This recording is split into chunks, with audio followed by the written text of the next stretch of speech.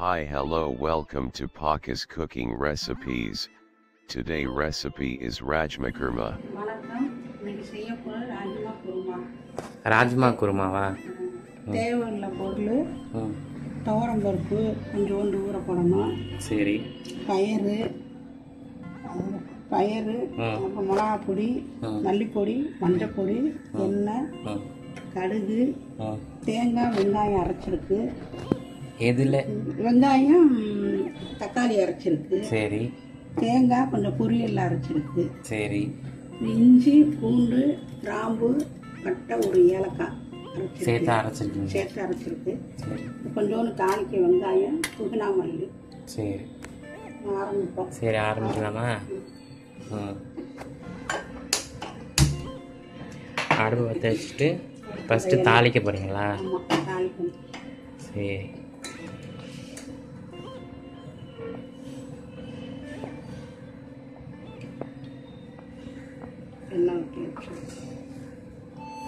எண்ணெய் ஊற்றிருக்கீங்களா? கடுகு போடும். தாளிக்க போகிறீங்க. ஸோ கடுகு வெடிச்சிருச்சு. இப்போ வந்து புதினாவும் மல்லி.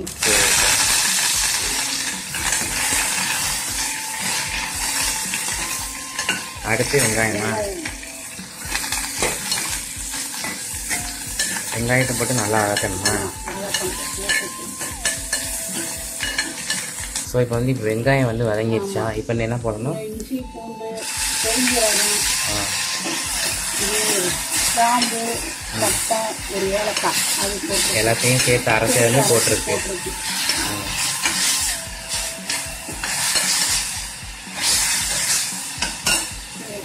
துவரம் பருப்பு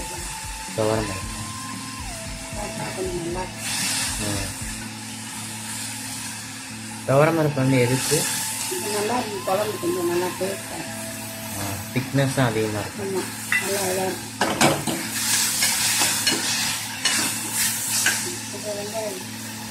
வெங்காயமும் தக்காளியும் அரைச்சது வந்து போட்டிருக்கீங்க. எத்தனை? ஒரு தக்காளியா 2 தக்காளியா? நம்ம தேவைக்கு புளிப்பு தேவைக்கேற்ற மாதிரி எடுத்துக்கலாம். இது வதங்கணுமா? பொடி எல்லாத்தையும் போட்டுடலாமா? பொடி எல்லாமே, மஞ்சள் பொடி, மிளகா பொடி, மல்லிப்பொடி, அவங்க காரத்துக்கு ஏற்ற மாதிரி போட்டுக்கலாம். மல்லிப்பொடி ஒரு ஸ்பூன் போட்டாங்க. 1.5 ஸ்பூனு. சின்னதுன்னா 1.5, பெருசுனா 1 ஸ்பூன். தேங்காய் ஊற்றி, தேங்காயும் பொரிகளையும் சேர்த்து அரைச்சது.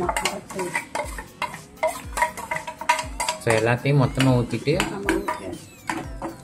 நல்லா கிண்டணுமா? இது கொதிக்கணுமா? இல்லை இல்லை, அந்த பயிறு அவிச்சு அது நைட்டு ஊற போட்டு 5 சவுண்டு அவிச்சு எடுத்து வச்சிருக்கோம். இப்போ நீங்கள் எடுத்து வச்சிருக்கீங்க 5 சவுண்டு நைட்டே ஊற போட்டுட்டு 5 சவுண்டு எடுத்து வச்சிருக்கீங்க. இப்போ அந்த பருப்பை போட போகிறீங்க. சரி.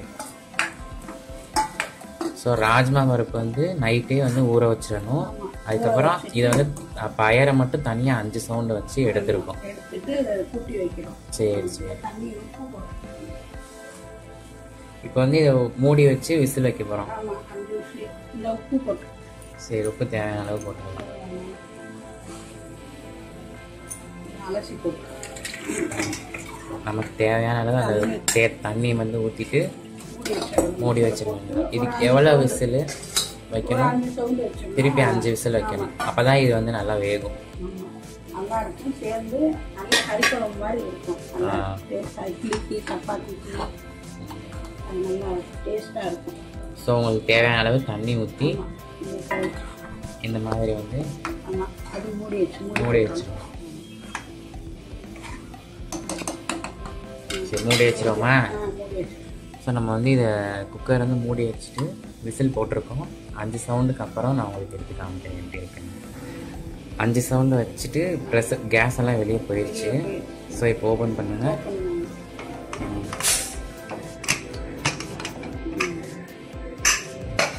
ஸோ இந்த கன்சிஸ்டன்சியில் இருக்கா? சரி, சர்விங் பவுல் வச்சுட்டு காமிக்கிறேன்.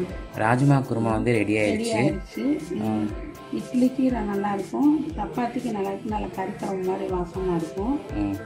செஞ்சு பார்த்துட்டு எப்படி இருக்குன்னு சொல்லுங்கள். நன்றி. Don't forget to subscribe, like and comment my channel, and then next recipe is suspense.